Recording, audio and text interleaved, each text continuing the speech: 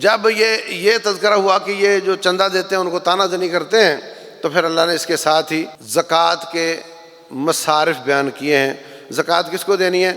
فقیر کو، مسکین کو۔ مسکین جس کا گزارا چلتا ہو مشکل سے، اور فقیر جس کا گزارا بھی نہ چلتا ہو، ان دونوں کو دی جا سکتی ہے۔ اور جو زکوٰۃ اکٹھی کر رہے ہوں ان کے اخراجات اس سے نکالے جا سکتے ہیں۔ اور جو مسلمان کافر ہونے کا خطرہ ہو یا کافر کے مسلمان ہونے کی امید ہو، اس پر زکوٰۃ لگائی جا سکتی ہے۔ اور غلاموں کو آزاد کرنے کے لیے، اور جس کو چٹی پڑ جائے، آپ نے وعدہ کیا تھا یہ پیسے دے دے گا، میں ضمانت دیتا ہوں، وہ بھاگ گیا، آپ کو دینے پڑ گئے، تو اب آپ وہ زکوٰۃ لے کر اس کا وہ دے سکتے ہو۔ اور فی سبیل اللہ سے مراد جہاد فی سبیل اللہ بھی ہے، حج عمرہ بھی ہے، اور آج کل علماء اس کا دائرہ وسیع کر کے باقی نیکی کے کاموں کو بھی اس میں شامل کر رہے ہیں۔ تو یہ 8 مصارف ہیں جن میں زکوٰۃ خرچ ہو سکتی ہے۔ اللہ کے رسول صلی اللہ علیہ وسلم کی اولاد پر، آل رسول پر یہ خرچ نہیں ہو سکتی۔ وہ اگر غریب ہوں تو ان کو اصلی مال سے دینا چاہیے، ان کا احترام کرتے ہوئے۔ اسلامک اسکالر فضیلت الشیخ مفتی محمد یوسف تیبی حفظہ اللہ تعالی، فاضل مدینہ یونیورسٹی، خطیب مرکز اقصی، جی ٹی روڈ، گجرانوالہ۔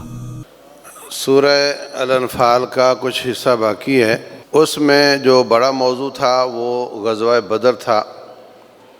غزوہ بدر اسلام کا پہلا بڑا معرکہ تھا، اور جو مکے والے تھے وہ اپنی یقینی فتح سمجھ کر آئے تھے، چیلنج کر کے آئے تھے۔ ان کے پاس کھانے کے لیے سامان بہت تھا، اور کھانے سے زیادہ وہ جشن منانے کے لیے بھی لے کر آئے تھے۔ اس فتح کا جشن کا بھی پورا انتظام تھا۔ ابلیس ان کو بہلا پھسلا کر لایا تھا۔ یہ وہ موقع تھا جس میں ابلیس انسانی شکل میں واضح طور پہ سامنے آیا تھا۔ ویسے تو وسوسے ہی ڈالتا ہے، اب کی بار تو بالکل بڈھا بن کر آیا تھا اور نصیحت کر کے لے کر آیا تھا۔ اور جب فرشتے نظر آئے بدر میں تو کہنے لگا انی ارا ما لا ترون، مجھے وہ نظر آ رہے ہیں جو تمہیں نظر نہیں آتے، اور میں تو جا رہا ہوں، مجھے تو ڈر آ رہا ہے۔ یہی اس کا کردار ہے، پہلے انسان سے گناہ کروا لیتا ہے اور کہتا ہے انی جار لکم، میں تمہارے ساتھ ہوں، فکر کی کون سی بات ہے۔ اور جب بندہ پھنس جاتا ہے تو پھر یہ اس کو چھوڑ کر چلا جاتا ہے، اور قیامت والے دن کہے گا ان اللہ وعدکم وعد الحق ووعدتکم فاخلفتکم، تمہارے رب نے تمہارے ساتھ سچے وعدے کیے تھے، میں نے جھوٹے وعدے کیے تھے، اور میں اپنے وعدے کی خلاف ورزی کر رہا ہوں، جو تم سے ہوتا ہے کر لو۔ ما انا بمصرخکم وما انتم بمصرخی، نہ تم مجھے الزام دے سکتے ہو، نہ میں تمہیں دے سکتا ہوں، نہ تم مجھے پکار سکتے ہو، نہ میں تمہیں پکار سکتا ہوں۔ تم کہتے ہو ہم نے تمہیں شریک رب کا بنائے رکھا تھا، میں کہتا ہوں نہیں بنائے رکھا تھا، لاؤ دلیل کیا تمہارے پاس۔ تو یہ اس طرح کا ہے، بے یار و مددگار چھوڑ دینے والا، اس لیے اس کی پیروی نہیں کرنی چاہیے۔ اللہ تبارک و تعالیٰ جنگ میں مسلمانوں کو ہدایات دے رہا ہے۔ بدر گزر چکا ہے، اب اللہ تعالیٰ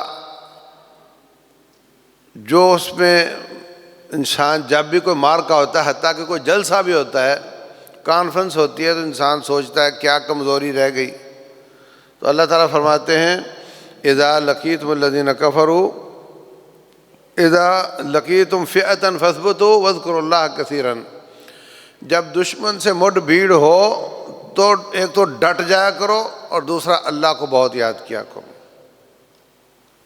رسول اللہ صلی اللہ علیہ وسلم فرماتے ہیں آپ کو میں ایسی نیکی نہ بتاؤں جو نماز روزے سے بھی افضل ہو، جو صدقہ خیرات سے بھی افضل ہو، جو اس بات سے بھی افضل ہو کہ تم دشمن کے ساتھ ملاقات کرو، وہ تمہیں قتل کریں، تم اس کو قتل کرو، اس سے بھی افضل ہو۔ صحابہ کرام حیران ہے، جی وہ کیا ہو سکتا ہے؟ فرمایا ذکر اللہ تعالی، اللہ تعالیٰ کو یاد کرنا۔ تو جب اللہ تعالیٰ کسی عمل کی فضیلت بیان کرے تو اس کا معنی یہ نہیں ہوتا کہ اب یہ صدقے کی جگہ پہ آئے گا۔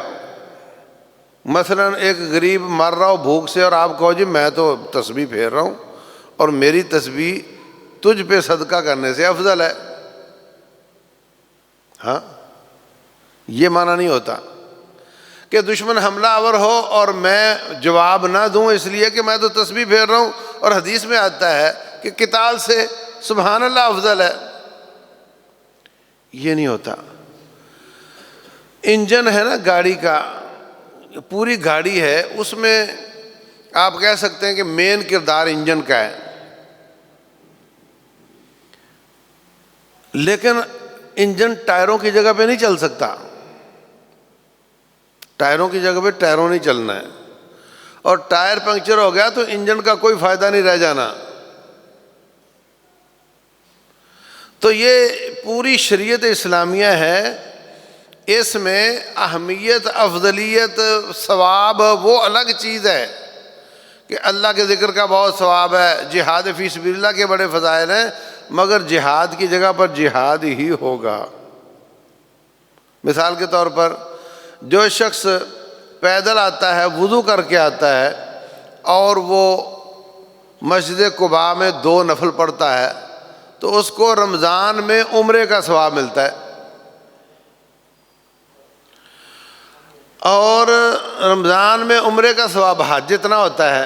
تو کوئی شخص یہ سمجھے کہ میرے اوپر اب حج اور عمرہ فرض نہیں رہا اس لیے کہ میں نے تو قباء میں 2 رکعتیں پڑھ لی ہیں، تو اصل عمل اپنی جگہ پہ ہوتا ہے، اور فضیلت مل جانا یہ ایک اور چیز ہوتی ہے۔ بات سمجھے آپ؟ مثال کے طور پر جو شخص فجر کی نماز اور عشاء کی نماز باجماعت پڑھ لیتا ہے، اس کو ساری رات کے قیام کا اجر مل جاتا ہے۔ اجر تو مل گیا، اس کا مطلب تراویح نہ پڑھو، تہجد نہ پڑھو، نہیں، اس کو بھی پڑھنا ہے، یہ اپنی جگہ پہ ہے اور وہ اپنی جگہ پہ ہے۔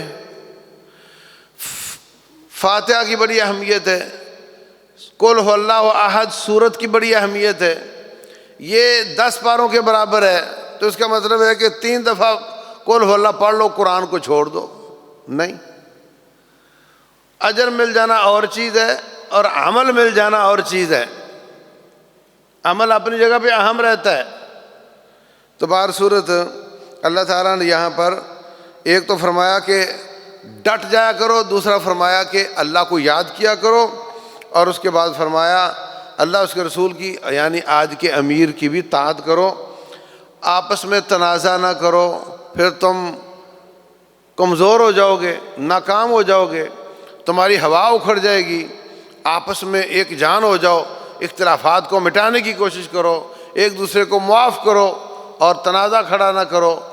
ایسی مصلحت جس کے پیچھے تنازع بن سکتا ہو وہ مصلحت چھوڑ دو، کیونکہ آپ جہاد کر رہے ہو، اور ان لوگوں کی طرح مت ہو جاؤ جو گھر سے بڑے تکبر کرتے ہوئے نکلے تھے اللہ کے راستے سے چھوڑنے کے لیے، اور اللہ تعالیٰ ان کے تمام اعمال کا احاطہ کرنے والا ہے۔ یہ کنکلوژن ہے، یہ نتیجہ ہے، یہ نچوڑ ہے پورے مارکے کا۔ اس کے بعد اللہ تبارک و تعالیٰ نے شیطان کا کردار بیان کیا ہے، یہ بھی آپ کے سامنے آ گیا، اور اللہ تعالیٰ نے ان کے لیے ہمیشہ آئندہ بھی تیار رہنے کا حکم دیا۔ وَأَعِدُّوا لَهُمْ مَا اسْتَطَعْتُم مِّن قُوَّةٍ وَمِن رِّبَاطِ الْخَيْلِ تُرْهِبُونَ بِهِ عَدُوَّ اللَّهِ وَعَدُوَّكُمْ، دشمن کے لیے گھوڑے تیار کرو، اپنے آپ کو تیار کرو جس کے ساتھ تم دشمن کو ڈراتے ہو۔ یاد رکھو، تیاری کرنے سے دشمن ڈرتا ہے۔ اگر کافر تیاری کرے تو اس کا دشمن مسلمان ہے تو وہ ڈرتا ہے، اور مسلمان تیاری کرے تو اس کا دشمن کافر ہے تو وہ ڈرتا ہے۔ اس وقت ہم نے ڈنڈا کافر کو پکڑا رکھا ہے، وہ تیاری کرتا ہے اور مسلمان ڈرتا ہے۔ چھوٹا سا بچھو اسرائیل، اس کے چاروں طرف مسلمان حکمران ہیں اور وہ تیاری کرتا ہے اور سارے مسلمان اس سے ڈرتے ہیں۔ دیکھ لیں آپ، ڈرتے ہیں۔ وہ دن دنا کر مسلمانوں کو کاٹتا ہے اور ساتھ میں جارڈن ہے، شام ہے، مصر ہے، ترکی ہے، پھوٹیں بہت مارتا ہے، بہت بیانات دیتا ہے، اور فلموں میں وہ بڑا غازی ہے اور بڑا جناب کہ میں اور میں اور میں، مگر جب سے پیدا ہوا اسرائیل اس کو اس نے تسلیم کیا ہوا ہے۔ اتنا بڑا مارکا ہو گیا اور 50,000 سے زیادہ مسلمان شہید ہو گئے، اس نے سفیر بھی نہیں نکالا، ان کا سفیر بھی ادھر ہی رہا، نہ اپنا سفیر بلایا نہ اس کا نکالا، پورے تعلقات ہیں، الٹا فائدہ اٹھایا، جنگی حالات کی وجہ سے اس کا سامان زیادہ بکنا شروع ہو گیا۔ کوئی بھی نہیں تیاری نہیں کرتے تو دشمن ڈراتا ہے، وہ تیاری کرتا ہے۔ اسرائیل کے سکولوں میں گن پڑھائی جاتی ہے، اس کے کسی بچے بچی کو شناختی کارڈ نہیں ملتا جب تک وہ 3-4 سال کی تربیت نہ لے لے۔ اسرائیل میں سویلین اور فوجی کا تصور ختم ہے، مکمل تیار ہیں۔ وہ تو الگ بات ہے، کفر اور شرک کی وجہ سے ان میں بزدلی ہے، ورنہ تیاری کے حساب سے وہ سب سے آگے ہیں۔ ہندوستان میں ہندو اپنی بچیوں کو بھی تربیت دے رہا ہے، اور کچھ نہیں تو خنجر چلانا، کرپان چلانا سکھاتے ہیں۔ آئے دن مسلمانوں کے گھروں کو آگ لگا دیتے ہیں، باہر کھڑی گاڑی کو آگ لگا دیتے ہیں، مسلمانوں کے گھروں کو کوئی نہ کوئی بہانہ بنا کر حکومتی مشنری کے ساتھ باقاعدہ گرا دیا جاتا ہے، اور ان کی خیمہ بستیاں بنا دی جاتی ہیں۔ وہ کہتے ہیں تم خیموں میں رہو، تمہیں گھروں میں رہنے کا حق نہیں ہے۔ وہ مکمل تیاری کے ساتھ ہے۔ امریکہ میں امریکی نیشنلٹی میں دینے کا مطلب ہے جہاں چاہے ویپن لے کر گھوم سکتا ہے، اس کو کسی لائسنس کی ضرورت نہیں ہے۔ یہی بڑے بڑے دشمن ہیں نا۔ مسلمان ملکوں میں لائسنس کی ضرورت ہے، اور وہ بھی لاکھ روپے کا ملتا ہے، اور اس کی رینیول فیس بھی بہت بڑھا دی جاتی ہے، اور آئے دن کہہ دیا جاتا ہے جی ہم لائسنس منسوخ کر رہے ہیں، جبکہ کافر بہت بڑی تیاری کے ساتھ ہے۔ اللہ فرماتے ہیں تم تیاری کرو، تمہارا دشمن بھی ڈرے گا اور میرا دشمن بھی ڈرے گا، اور وہ لوگ بھی ڈریں گے جن کو تم نہیں جانتے، ہم جانتے ہیں۔ ایک میرا جاننے والا کراچی کا، وہ کہتا ہے میں اپنے بیٹے کی، اس کو سند ملنی تھی، پڑھ رہا تھا آسٹریلیا میں، تو اس کی کانوکیشن میں گیا فیملی سمیت، 1 گھنٹہ مجھے روک کے رکھا اور یہی پوچھتے رہے کہ فلاں صاحب کو جانتے ہو یا فلاں صاحب کو جانتے ہو، جو پاکستان کی قیادت کے لوگ، حالانکہ اس کا کوئی لینا دینا نہیں آپ سے۔ اللہ فرماتے ہیں پھر وہ بھی ڈریں گے جن کو تم نہیں جانتے ہو، ہم جانتے ہیں۔ وہاں بیٹھے کوئی تیاری کسی لیول کی کر رہا ہو، کوئی جماعتی لیول پر، کوئی تنظیمی لیول پر بھی تیاری کر رہا ہو، تو دشمن اس سے ڈر رہا ہوتا ہے۔ اور اگر حکومتی لیول پر، عوامی لیول پر تیاری شروع ہو جائے، یہ مسائل کا حل ہے۔ دشمن اس سے ڈرے گا اور ساری سازشوں کے جال کٹ جائیں گے۔ اے نبی علیہ الصلوۃ والسلام، اگر وہ کہیں کہ ہم صلح کرنا چاہتے ہیں تو آپ بھی مان جایا کریں۔ صلح مذاکرات، پہلے جہادی راؤنڈ چلے گا، اس کے بعد وہ سرنگوں ہوں گے اور صلح کی بھیک مانگیں گے، تو پھر ہم بیٹھیں گے، ٹیبل ٹاک کریں گے۔ مومن کی صفات بیان کی ہیں، الذین آمنوا وہاجروا وجاہدوا فی سبیل اللہ، وہ لوگ جو ایمان لاتے ہیں اور ہجرتیں کرتے ہیں اور جہاد کرتے ہیں۔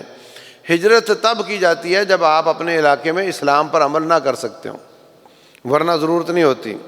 اور وہ لوگ جو ان کے انصار بنتے ہیں، یہ سب کے سب ان کو اللہ تعالیٰ فرماتے ہیں یہی سچے مومن ہیں، اور ان کے لیے اللہ تعالیٰ نے بخشش اور بہت عزت والا رزق تیار کیا ہے۔ اللہ ہمیں ان میں سے کر دے۔ اس کے بعد سورہ توبہ ہے۔ توبہ کے شروع میں اللہ نے بسم اللہ کا تذکرہ نہیں کیا۔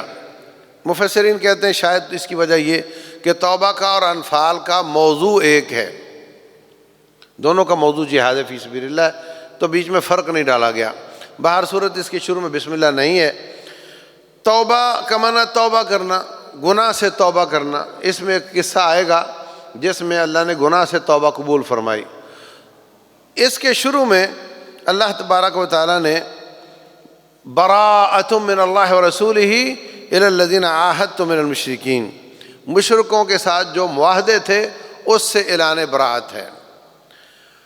رسول اللہ صلی اللہ علیہ وسلم نے مدینہ میں آتے ہی جو 3 قبیلے یہودیوں کے اور مدینہ کے مشرک تھے ان کے ساتھ معاہدہ کر لیا، بھئی مدینہ کی سطح پر جو حملہ آور ہوگا مل کر مقابلہ کریں گے، دشمن کا ساتھ نہیں دیں گے، آپس میں نہیں لڑیں گے۔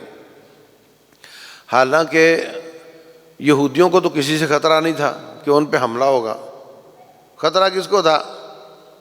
نبی صلی اللہ علیہ وسلم کو۔ اگر آپ فرماتے او یہودیوں، او عیسائیوں، او مشرکوں، میں مہاجر بن کر آیا ہوں، تمہارا مہمان ہوں، مجھ پہ حملے کا خطرہ ہے، برائے مہربانی حملہ ہو تو تم نے جانیں دینی ہے، تو کوئی مانتا تھا؟ لیکن ایک کتنی کامیابی ہے ایک کامیاب سیاستدان کہ فرمایا مدینے کی سطح پر مدینے پہ حملہ ہوگا تو مدینے والے سارے مل کر جواب دیں گے، اور وہ سارے مان گئے۔ اس کو کہتے ہیں میثاق مدینہ۔ ابھی یہ ہے 1 ہجری کی بات، ان کو معاہدے میں باندھ لیا اور آنے والے دشمن کا مقابلہ کیا۔ بدر ہوئی تو بنو قینقاع نے غداری کر لی تو ان کو بھگا دیا، ان جو باندھ کے رکھے تھے ان میں سے۔ احد ہوئی تو بنو نذیر نے آپ کو شہید کرنے کی سازش کی تو ان کو نکال دیا۔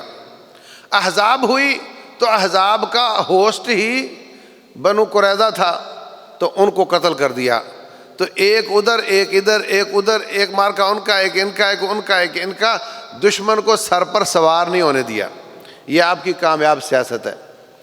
اس کے بعد 5 ہجری میں احزاب ہوتا ہے تو 6 اور 7 6 ہجری میں رسول اللہ صلی اللہ علیہ وسلم حج کے لیے چلے گئے ہیں اور عمرے کے لیے، اور انہوں نے وہاں پہ جانے نہیں دیا، تو آپ نے فرمایا اور دم مار لو، سانس لے لو، 3 مار کے لڑے ہیں، اور تھوڑا اپنے آپ کو مضبوط کر لو، 10 سال لڑائی نہ کرنے کا معاہدہ کر لو، 10 سال میں ہم آپ کو نہ سمجھ آئے تو اپن پھر لڑ لیں گے۔ لڑائی کے لیے کون سی کوئی دور جانا ہے، لڑائی کو لینے جانا ہے۔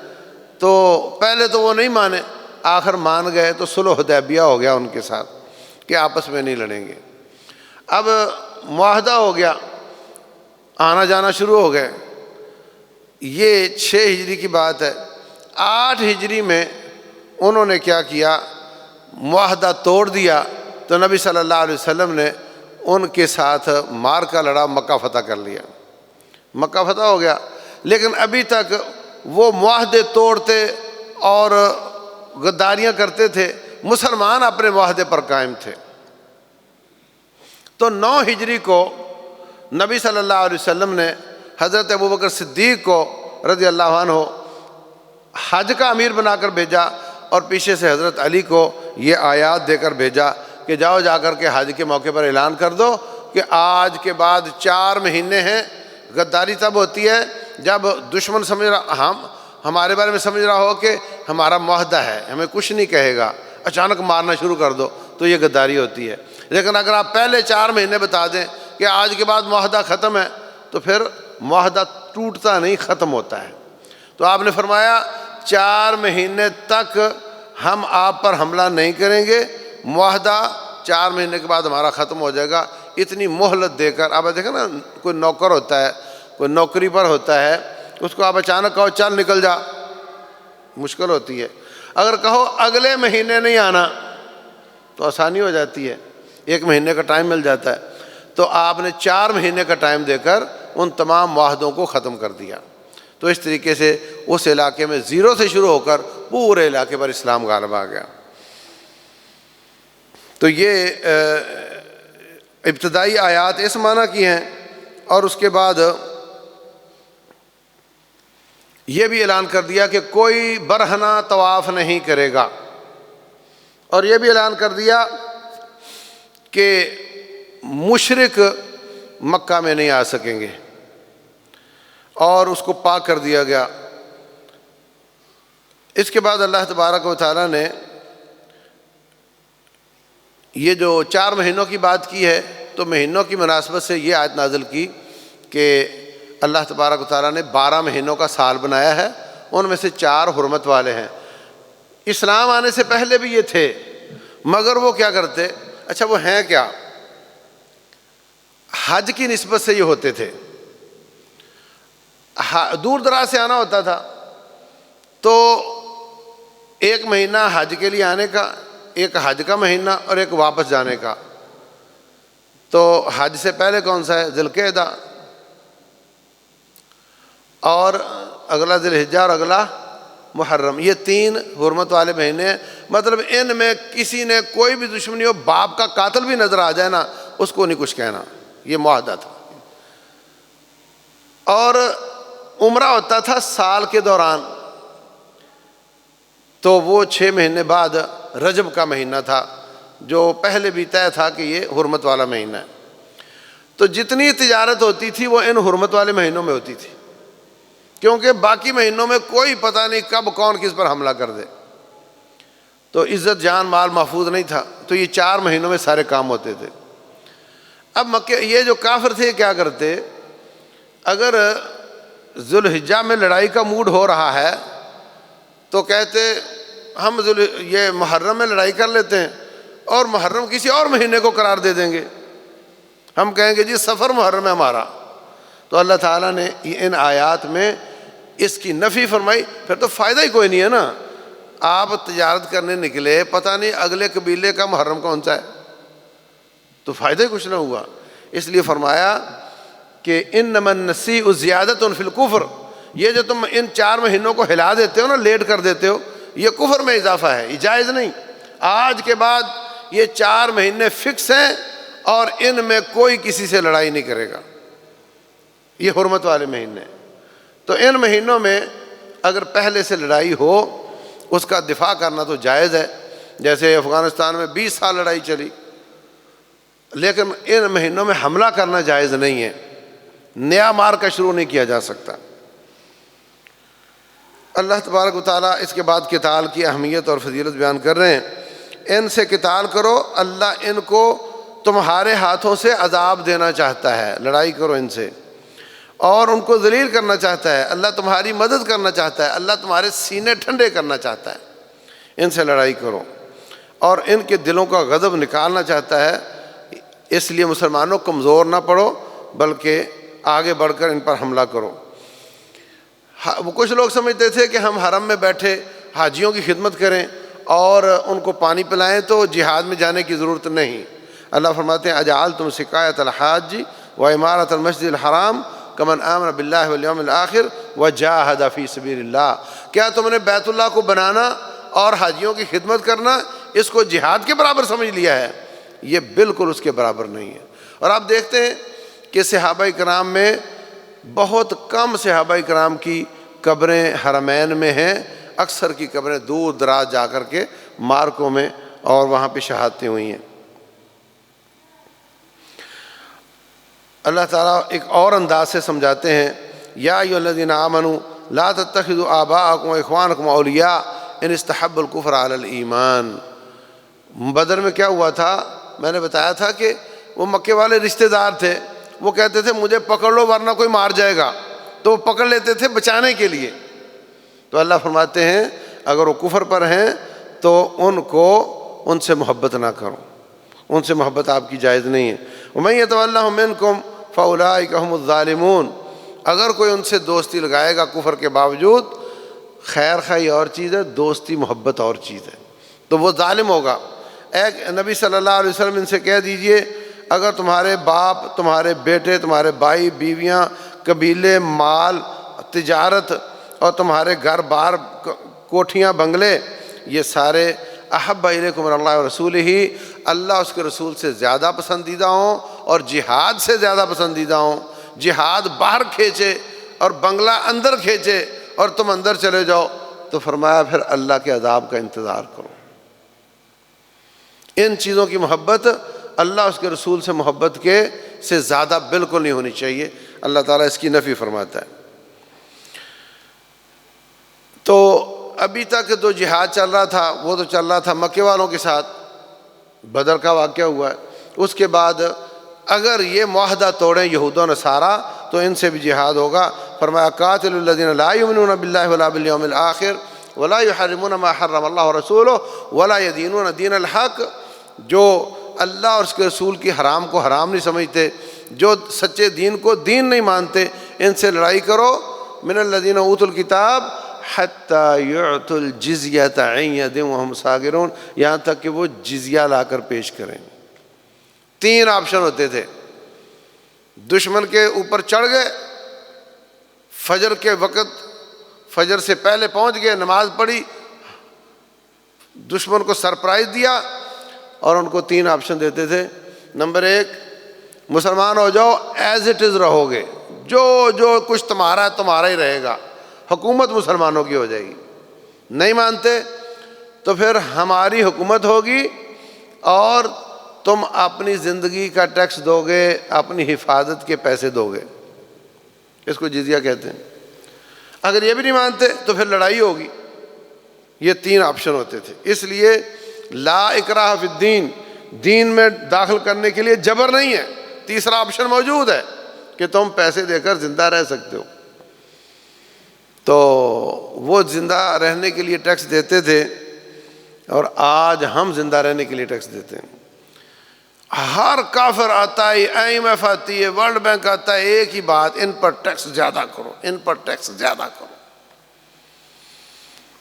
حکومتوں کو مقروض کرتے ہیں، پھر عوام سے ٹیکس نکال کر کے ان کے قرض دیتے ہیں، تو یہ ہر شخص سے پیسہ ان کے پاس جا رہا ہے۔ جب جہاد ہوتا ہے ان کے ہر شخص سے پیسہ بیت المال میں آ رہا ہوتا ہے۔ یہ فرق ہے جہاد چھوڑنے کا اور نہ چھوڑنے کا۔ اللہ المستعان۔ اللہ تعالیٰ فرماتے ہیں یہ کافر اللہ تعالیٰ کے نور کو اپنے منہ سے بجھانا چاہتے ہیں، اپنے میڈیا ٹرائل سے بجھانا چاہتے ہیں۔ اللہ اپنا نور مکمل کر کے چھوڑے گا۔ اللہ وہ ہے جس نے هو الذی ارسل رسولہ بالہدی ودین الحق، اپنے نبی کو ہدایت اور سچا دین دے کر بھیجا، لیظہرہ علی الدین کلہ، تاکہ اس کو سارے دینوں پر غالب کر دے۔ میرے بھائیو، ہماری نماز نبوی نماز ہونی چاہیے نا، ہمارا حج نبوی حج ہونا چاہیے۔ تو پھر نبی صلی اللہ علیہ وسلم کی زندگی کا مقصد اسلام کا غلبہ ہے۔ ہمارا مقصد یہ نہیں ہونا چاہیے، ہمارا مقصد حیات بھی نبوی ہونا چاہیے۔ ہمیں بھی ان کے مقصد حیات کو، ان کے الٹیمیٹ ویژن کو اپنا ویژن بنانا چاہیے۔ وہ ہے اسلام کا غلبہ۔ اس کے لیے ہر شخص کو اپنے اپنے حساب سے اور مل کر جماعتی طور پہ کوشاں رہنا چاہیے۔ اس کے بعد جو عیسائیوں کے مولوی اور پیر تھے، ان کی بد خصلتیں بیان کی ہیں کہ وہ لوگوں کا مال جمع کر لیتے ہیں اور اللہ کے راستے سے روکتے ہیں۔ لوگوں کا مال جمع کرتے ہیں اور اللہ کے راستے سے روکتے ہیں۔ وہ لوگ جو مال جمع کر کے رکھتے اور زکوٰۃ نہیں دیتے، ان کے سونے چاندی کو جہنم میں گرم کر کے قیامت والے دن ان کے جسموں کے ساتھ لگایا جائے گا، الیاذ باللہ۔ یہ سورہ توبہ کی 34 نمبر آیت ہے۔ اور اس کے بعد کے مہینے 4 حرمت والے ہیں، ٹوٹل 12 ہیں۔ تو اس میں اسلامی کیلنڈر کا تصور دیا گیا ہے۔ دیکھو، جو عیسوی کیلنڈر ہے نا، وہ تکلف والا ہے۔ اگر گھڑی نہ ہو، اگر نیٹ نہ ہو، اگر موبائل فون نہ ہو، تو آپ کسی جنگل صحرا میں رہتے ہوں تو آپ کو نہیں پتہ چلے گا کہ تاریخ آج کیا ہے۔ جبکہ اسلامی کیلنڈر، اس میں نمازوں کے اوقات سورج کے حساب سے بن جاتے ہیں۔ آپ سورج دیکھو، آپ نماز پڑھ لو، اور مہینے کی ڈیٹیں چاند کے حساب سے بن جاتی ہیں۔ چاند آیا تو پہلی ہو گئی، 14ویں کا ہو گیا تو 14ویں نظر آ جاتا ہے، لیٹ آیا تو 15ویں ہو گئی، اور گنتے رہو تو پورا مہینے کا حساب بھی آ جاتا ہے۔ تو پورے سال کے کیلنڈر، یہ فطری کیلنڈر ہے۔ جو عیسوی کیلنڈر ہے جب تک آپ پڑھے لکھے نہ ہوں آپ کو سمجھ نہیں آئے گی، اور جو یہ قمری کیلنڈر ہے یہ ہر لا علم اور بے علم اور پہاڑوں میں اور صحراؤں میں اور سمندروں میں رہنے والا وہ اس کے اوپر چل سکتا ہے، یہ دائمی قسم کا ہے۔ یہ جو دنیا داری کی ترقی ہے جب یہ ختم ہو جائے گی تو اس کے ساتھ یہ بھی ختم ہو جائے گا، جو زندہ رہے گا وہ سورج اور چاند کا حساب زندہ رہے گا۔ اس کے بعد بڑی سخت آیات ہیں، بڑی شدید آیات ہیں۔ اللہ تعالیٰ فرماتے ہیں مومنو تمہیں کیا ہوا ہے جب تمہیں کہا جاتا ہے اللہ کے راستے میں نکلو تو تم بوجھل ہو جاتے ہو۔ دوست کو معانقہ کر کے اٹھا لے اور پولیس والا چور کو گھر سے اٹھانا چاہے، دونوں کے وزن میں فرق ہوتا ہے کہ نہیں؟ جو نہیں اٹھنا چاہ رہا اس کا وزن زیادہ ہو جاتا ہے، ایسا ہی ہے نا؟ تو اللہ فرماتے ہیں تم زمین کی طرف بوجھل ہو جاتے ہو، جب تمہیں کہا جاتا ہے نکلو تو تم بوجھل ہو جاتے ہو۔ کیا تم دنیا پہ راضی ہو گئے ہو؟ دنیا تو ہے ہی کچھ نہیں۔ اگر تم نہ نکلے الا تنفروا تمہیں یعذبکم عذابا علیما، اللہ تمہیں دردناک عذاب دے گا۔ جب رب ذوالجلال کسی کام کے چھوڑنے پر دردناک عذاب کا بولے تو وہ کام فرض ہوتا ہے، اگر فرض نہ ہوتا تو اللہ اس پہ عذاب کی بات نہیں کرتا۔ تو ثابت ہوا یہ فرض ہے۔ اگر کچھ لوگ کر لیں تو کافی ہو جاتا ہے، لیکن اگر اتنے لوگ ناکافی ہوں جہاد کے لیے تو پھر ساری قوم گناہ گار ہوتی ہے۔ بہت علاقے مسلمانوں کے کافروں کے قبضے میں جا چکے ہیں۔ ہندوستان تقریباً 9 صدیاں مسلمانوں کے پاس رہا، ان کے پاس جا چکا ہے۔ کشمیر، فلسطین اور ایریٹریا اور جیبوتی اور ہسپانیہ، اسپین، یہ 3 صدیاں مسلمانوں کے پاس رہا تقریباً، اور یہ سارے کے سارے دشمن کے قبضے میں جا چکے ہیں۔ چائنا میں پاکستان سے 3 گنا بڑا صوبہ ہے جن کی ٹوٹل آبادی تقریباً مسلمان ہے۔ تو جہاں جہاں بھی مسلمانوں کے علاقوں پہ قبضہ ہوا ہے جب تک واپس نہیں آ جاتے امت اسلامیہ گناہ گار ہے، امت اسلامیہ گناہ گار ہے۔ ہلکے ہو یا بوجھل ہو نکلو اپنے مال اور جان کے ساتھ، یہ تمہارے لیے اچھا ہے اگر تم جانتے ہو۔ اس کے بعد منافقین کا رویہ بیان کیا ہے۔ منافق کیا کرتے ہیں؟ چھٹی مانگتے ہیں۔ حضرت میں تو بالکل جانا چاہ رہا تھا، اماں بیمار ہو گئی ہے، فرمایا جو ایمان والے ہیں وہ چھٹی مانگنے آتے ہی نہیں ہیں۔ آپ سے چھٹی مانگنے وہ آتا ہے جس کا ایمان نہیں ہے۔ اگر آپ چھٹی نہ دیتے تو ان کا نفاق ظاہر ہو جانا تھا، جانا تو انہوں نے تھا ہی نہیں، آپ کی چھٹی کے نیچے چھپ گئے۔ اللہ آپ کو معاف کرے، اے نبی آپ نے ان کو چھٹی کیوں دی؟ اللہ اپنے نبی سے کہہ رہے ہیں آپ نے چھٹی کیوں دی؟ پھر وَمِنْهُمْ وَمِنْهُمْ وَمِنْهُمْ کہہ کر اللہ تعالیٰ نے منافقین کے کچے چٹے کھول لے ہیں سارے کے سارے۔ ان میں سے ایسے بھی ہیں جو آپ کے غریب تھوڑا صدقہ دیتے ہیں اس کو تانا زنی کرتے ہیں، مذاق کرتے ہیں۔ ان میں سے ایسے بھی ہیں جو کافروں کو جا کر آپ کی خبریں بتاتے ہیں۔ ان میں سے ایسے بھی ہیں جو ادھر آئیں تو ان کے، ادھر جائیں تو ان کے ہوتے ہیں، ایک ایک کر کے۔ اس لیے سورہ توبہ کو سورۃ الفاضحہ بھی بولا جاتا ہے کہ یہ ان کی ذلت کا سبب ہے، ان کے اندر کے راز اللہ تعالیٰ نے اس سورت میں کھولے ہیں۔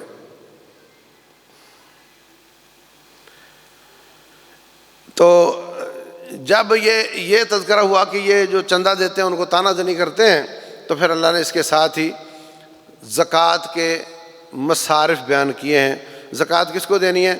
فقیر کو، مسکین کو۔ مسکین جس کا گزارا چلتا ہو مشکل سے، اور فقیر جس کا گزارا بھی نہ چلتا ہو، ان دونوں کو دی جا سکتی ہے۔ اور جو زکوٰۃ اکٹھی کر رہے ہوں ان کے اخراجات اس سے نکالے جا سکتے ہیں۔ اور جو مسلمان کافر ہونے کا خطرہ ہو یا کافر کے مسلمان ہونے کی امید ہو اس پر زکوٰۃ لگائی جا سکتی ہے۔ اور غلاموں کو آزاد کرنے کے لیے، اور جس کو چٹی پڑ جائے، آپ نے وعدہ کیا تھا یہ پیسے دے دے گا، میں ضمانت دیتا ہوں، وہ بھاگ گیا، آپ کو دینے پڑ گئے، تو اب آپ وہ زکوٰۃ لے کر اس کا وہ دے سکتے ہو۔ اور فی سبیل اللہ سے مراد جہاد فی سبیل اللہ بھی ہے، حج عمرہ بھی ہے، اور آج کل علماء اس کا دائرہ وسیع کر کے باقی نیکی کے کاموں کو بھی اس میں شامل کر رہے ہیں۔ تو یہ 8 مصارف ہیں جن میں زکوٰۃ خرچ ہو سکتی ہے۔ اللہ کے رسول صلی اللہ علیہ وسلم کی اولاد پر، آل رسول پر یہ خرچ نہیں ہو سکتی۔ وہ اگر غریب ہوں تو ان کو اصلی مال سے دینا چاہیے، ان کا احترام کرتے ہوئے۔ پھر منافقین کی اور خصلتیں بیان کی ہیں۔ یہ برائی کا حکم دیتے ہیں، نیکی سے منع کرتے ہیں، اور یہی فاسق ہیں، اور ان کے لیے اللہ تعالیٰ نے جہنم کا آگ کا عذاب تیار کیا ہے۔ اس کے مقابلے میں جو مومن ہیں وہ نیکی کا حکم دیتے، برائی سے منع کرتے ہیں، اور اللہ اس کے رسول کی اطاعت کرتے ہیں۔ اور فرمایا جاہد الکفار والمنافقین واغلظ علیہم، ان کے ساتھ سختی کریں اور ان کے ساتھ جہاد کریں۔ اللہ تعالیٰ نے کہا، لیکن رسول اللہ صلی اللہ علیہ وسلم نے اس کا معنی یہ سمجھا کہ آپ نے ہمیشہ منافقوں کو کلمے کا فائدہ دیا اور ان کے ساتھ مسلمانوں والا سلوک کیا۔ آج دنیا فتوے لگا لگا کے دھماکے کر رہی ہے، مسلمانوں کو مار رہی ہے، یہ بھی کافر، وہ بھی کافر، وہ بھی کافر، اس نے امام کعبہ کے پیچھے نماز پڑھ لی تو یہ سارے ہی کافر، اور ان کے نکاح بھی ٹوٹ گئے۔ جبکہ نبی صلی اللہ علیہ وسلم کو یقین ہے کہ عبداللہ بن ابی منافق ہے، آپ نے ساری زندگی اس کے ساتھ مسلمانوں والا سلوک کیا، کلمے کا فائدہ دیا اس کو۔ تو ہم اپنے مسلمانوں کو کلمے کا فائدہ نہیں دے سکتے؟ اللہ کے نزدیک ہو سکتا ہے وہ کافر ہو یا نہ ہو، ظاہری طور پہ وہ مسلمان ہے، کلمہ پڑھتا ہے، تو ہمیں اس کو کلمے کا فائدہ دینا چاہیے۔ آخر میں جب منافقین کا تذکرہ کیا کہ وہ جہاد پر نہیں جاتے اور عذر کرتے ہیں، تو کچھ لوگ واقعتاً ان کا عذر ہوتا ہے، وہ نہیں جاتے، تو ان کو اللہ تعالیٰ نے مستثنیٰ قرار دیا ہے۔ جو جانے کی طاقت نہیں رکھتے، یا بیمار ہیں، یا جن کے پاس پیسہ نہیں ہے، وہ نہیں جاتے، اگر ان کی نیت خالص ہے تو رسول اللہ صلی اللہ علیہ وسلم فرماتے ہیں، او میرے مجاہدو، تم کوئی پہاڑی پہ چڑھتے ہو، کوئی وادی کراس کرتے ہو، وہ تمہارے ساتھ ہوتے ہیں جن کا عذر حقیقی تھا اور وہ نہیں آ سکے ان کی نیت کی وجہ سے۔ تو مسلمان کی 2 ہی حالتیں ہیں، یا وہ جہاد کر رہا ہوتا ہے یا اس کا انتظار میں ہوتا ہے۔ تیسری کیفیت منافق کی ہوتی ہے، اپنے آپ کو تیار کر کے انتظار میں ہوتا ہے یا میدان میں ہوتا ہے۔